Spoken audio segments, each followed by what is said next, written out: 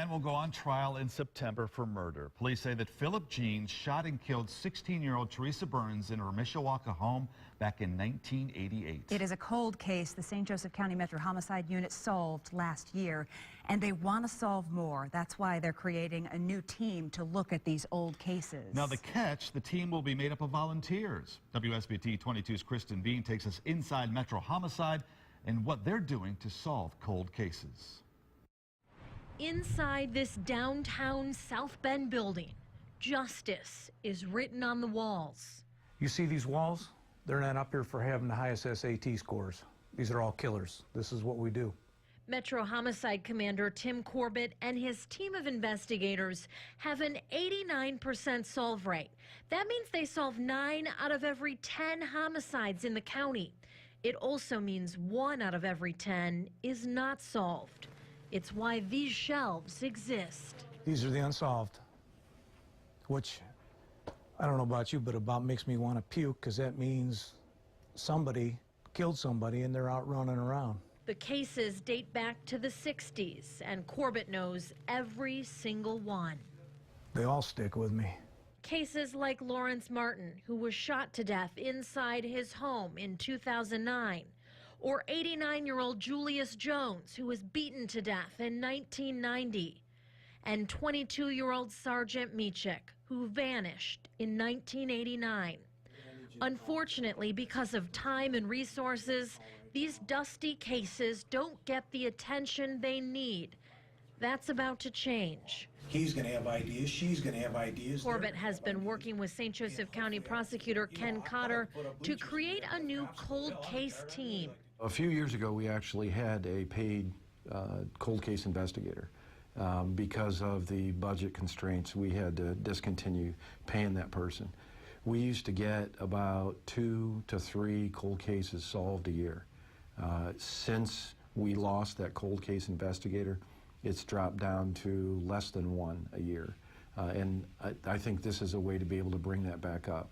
The team will be comprised of retired detectives, and they will be volunteers.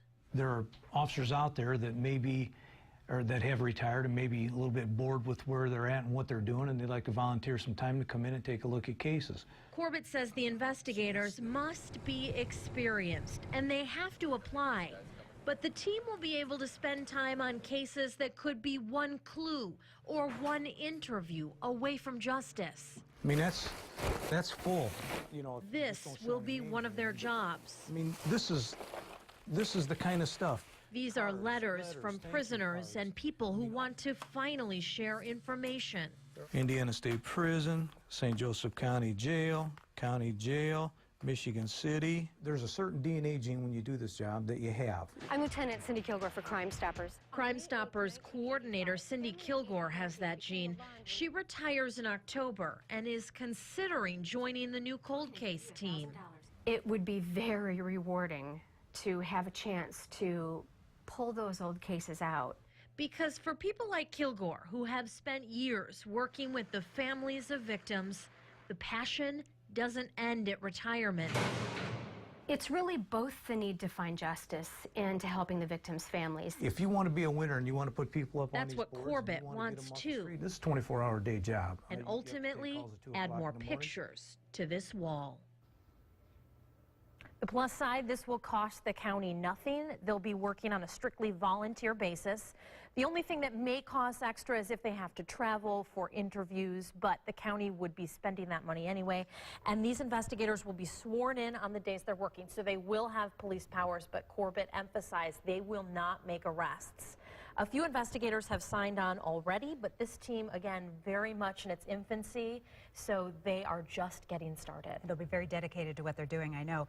With so many unsolved cases, where will they start? Well, Corbett has kind of a list of 6-ish that he wants them to look at, and that's because he says those cases are really close to being solved. He said, you know, we're not going to go in that room and throw a dart at cases. They're going to be very meticulous. He knows exactly what they want. He wants them to do. About where to start. Yeah. So hopefully we can add some more cases to that wall. And it sounds like a great plan, because the families are out there wondering, waiting to see what happened to their loved ones. I just talked with him today, and he said he's already had someone call him and say, look into my, loved one's case.